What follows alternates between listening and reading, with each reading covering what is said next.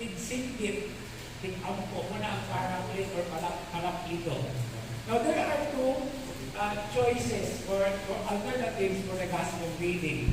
Okay? Kining gibutang dito sa app, sa kanang breviary nga breviary, kanang John 14 verses 15 to 16, 23 to 26. Recommended na siya sa year C na karon og nagbiga. Pero I am making an option tungod kay kanang John 14 naghisgot na siya og the Holy Spirit, pero diha sa Ebanghelyo ni San Juan ang Pentecost naa mismo sa kanang John 20, 19 to 23. Mga amoy ato ang matagal o pagtagal. Pero ako niya nagbasahon taon-taon, no? Pero wala siya ang setting. Now, in terms of the collect, later on, niya ang himo o closing prayer, okay? Dito tayo diha ang isulti, no? O God, who by the mystery of today's great feast, sanctify your whole church in every people and nation. Pour out, we pray, the gifts of the Holy Spirit across the face of the earth. And with the divine grace that was at work when the gospel was first proclaimed, fill now once more the hearts of believers. Okay, the gifts of the Holy Spirit. Ang gifts of the Holy Spirit is punta na siya sa 1 Corinthians 12. Okay, and it's parallel, I think it's in Romans. At one na Rome, di na nato mabasa actually, kaya nakaman mo na siya, pero ako na siyang tanawa, kaya anak na mag-focus diha sa application section, may tumod sa gift of the Holy Spirit. Pero kinigindot tayo pagkatanaw na ko sa Pentecost, una sa tanan, Pentecost means 50th day. Okay? So kung mag-ihap ka og 50 kaadlaw paatras, muamon kita sa Easter Sunday. No? So gikan sa Easter Sunday hangtod karong Domingo, mapukapat ka na og 50 kaadlaw. Okay? Anong 50 man kaadlaw? Kay ang pagkayag sa atong Ginoo, ascension is on the 40th day. At 40 plus 10 equals 50. Now, Pentecost, or the 50th day after the Passover, is originally, I will underline this, originally a Jewish feast. Pangilini sa mga Hudiyo. No? Kay mo man ni ang ika-50 pud kaadlaw human sa pagsaylo, human sa Passover. So, paano man ang mga Katoliko o mga Kristiyano muangkon man sa kini ato-ato sa mga pamilya.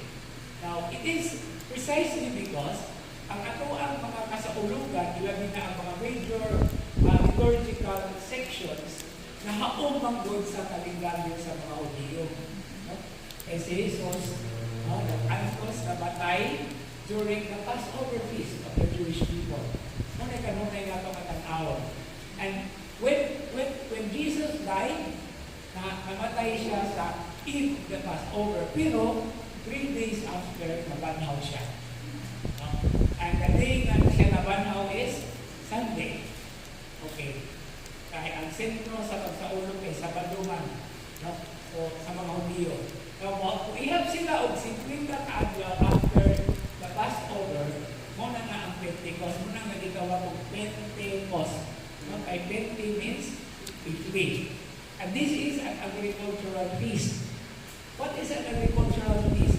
Ano hindi o niinig panahon na maghalad ang mga Hudiyo sa bunga o abot sa lupa. Muna ka connected sa pagsaulog nato sa Pentecost Sunday, the descent of the Holy Spirit or the outpouring of the Holy Spirit. Actually, something to do with His gifts. Ang iyang mga gasa na nagkalain-lain. So muna, nangulani siya of harvest time. No? Nahuman sa harvest, human sa pag-ali, ihalag nato sa Ginoo balik ang iyang mga gasa na ihatag na nato. Okay, so niinig tumura, makaingon kita nga, we are situated on the Jewish festivals, pero ang anong pagkakristohanon, nagdugang o dimension ni Ana. While the Jewish people celebrate celebrate the 50th day, kaya gitawag pa ng Pentecost or 50th day after Passover, kita mga Kristiyanos ang saulog na sa pagkunsan sa Espiritu Santo. No? Kumuna nga, ako ka mo na yung i-underline na kita nga mga Kristiyano o Katoliko, hindi ka pangangkon anang Pentecost kaya iyahan na sa mga Hudiyo. Ang ato ang angkulan sa Pentecost, mao ang dimension sa pagkunsan sa Espiritu Santo. Okay? Doon mo na siya yung that's why, doon mo na kaya feel now once more. Kung ang pag-usap sama sa pagpuno mo sa kasing-kasing sa mga pagtutuo ni Adlaw sa Pentecostes, iatong adlaw ang pagkunsan ang Espiritu Santo kadto sa mga apostoles uban kag Santa Maria la Virgen. Ikapila man ni nga glorious mystery. Ikapila na ikatulo. Third glorious mystery. May kung tago ka, ikapila man ni nga third mystery sa glory. Third, ikatulo, nasa mga kunga. Now, ang Cebuano nga translation, sumala sa mapangbahan, o Diyos, ihatag sa timbong kalibutan ang mga gasa sa Espiritu Santo.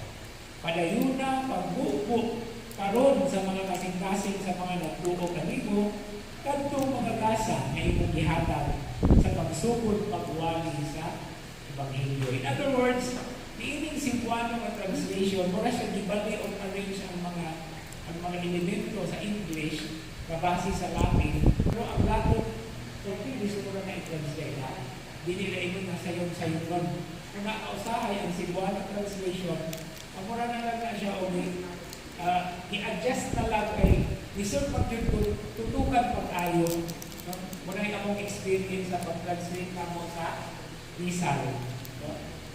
Muna yung dugay kayo may mag-hisgot kay ang abilang ng mga translation, nagdinari lang nagdagat na yung mahikalintan gikan sa Latin.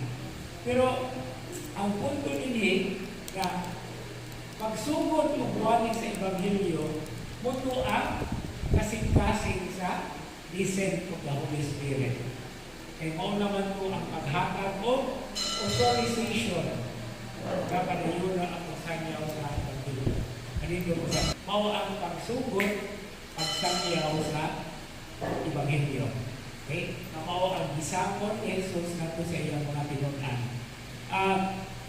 Sama sa Ascension, ang adunay detalyado nga paglarawan sa hitabo, sa maong kasaulugan o hitabo, naalamang makitaan sa Acts of the Apostles. Okay? The Ascension sa ang Ascension sa Ginoo, Acts chapter 1, verses 1 to 11. Kunya ang descent of the Holy Spirit on Pentecost na sa Acts chapter 2, 1 to 11. Okay? So,